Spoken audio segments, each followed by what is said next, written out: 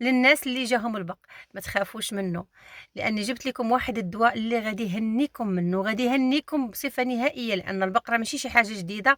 عارفين البق وعارفين الدواء ديالو، يعني عن تجربه ومن زمان. وهادشي اللي غنقول لكم سولوا عليه الوالدين ديالكم. الحمد لله هادشي حنا كنا كنشوفوه في والدينا ملي كانوا كيديروا شي حاجه، كنا كنشوفوا، كنا كنردوا البال اشنو كانوا تيديروا، والحمد لله هو هادشي كينفعنا دابا. المهم جبت لكم جوج وصفات اللي غادي يهنيوكم نهائيا، اللي غادي يريحوكم من البق، وماشي غير من البق، من جميع انواع الحشرات. اي نوع ديال الحشرات ما يبقاوش يدوروا عندكم في الدار البنات. ديروهم في اي وقت، ماشي بالضروره يعني تسناو تيجيكم البق ولا شي حاجه. ديروا هاد المكونات اللي غنقول لكم اولا هاد الجوج وصفات، ديروهم طبقوهم، والحشرات ما يبقاوش عندكم نهائيا. المهم اول وصفه اشنا هي؟ غريزين البنات. غريزين راه معروف، راه ما كاينش اللي ما كيعرفش غريزين.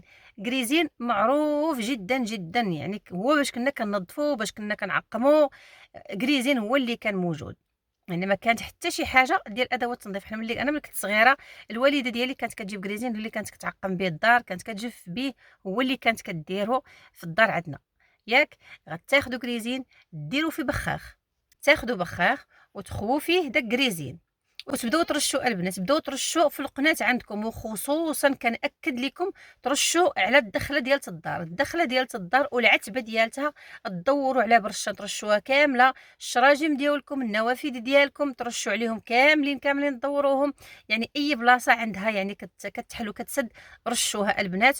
وملي ديروا ملي تسالي وجفوا به الدار، جفوا به الدار، لانه غريزين راه قاتل للحشرات، قاتل معقم حتى رقم ما تتخيلوهاش على البال.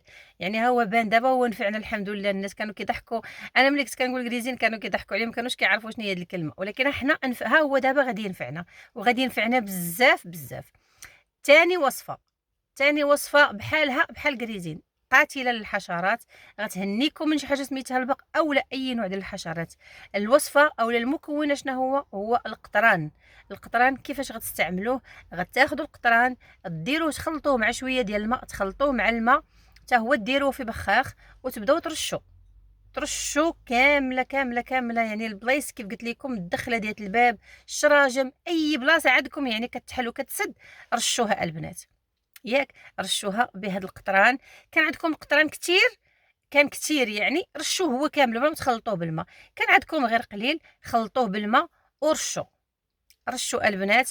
ولا قدرتوا، انا هاد القضيه اللي بغيت نقول لكم دابا، الا قدرتوا ديروها ولكن ما تكونوش في الدار، تبخروا بالحار، ولكن الحار يقدر يعني ان بالسودانيه يقدر يحرق لكم عينيكم، يقدر يحرق لكم التنفس ديالكم. مختلك تحطوا المجمر عند الباب وتخووا فيه السودانيه وتسدوا الباب، لان الحار صعيب، صعيب للتنفس وصعيب للعينين، يقدر يأذيكم. داكشي علاش انا ترددت انني نقول لكم هاد الوصفه ديال الحار، وتا هي مهمه. صافي البنات، وبخروا البنات بالشيح، الشيح راه مهم، حتى هو مهم مهم. نتمنى هذا الفيديو نكون نفعتكم به، تستافدوا منه، وطبقوا هاد جوج وصفات اللي قلت لكم ديالت الكريزين وديالت القطران، مهمين بزاف بزاف. راه ما يبقاش عندكم البق، رشوا باي بلاصه، واللي دخل عندها البق ترش باي بلاصه، يعني فوق السرير، فوق السدادر، في اي بلاصه، فوق الزراب، اي بلاصه دخل لكم شد لكم فيها البق رشوا بها هاد المكونات اللي عطيتكم، الكريزين والقطران. كيفيه الاستعمال راني قلتها لكم، طبقوهم وديروا باي باي لداك البق.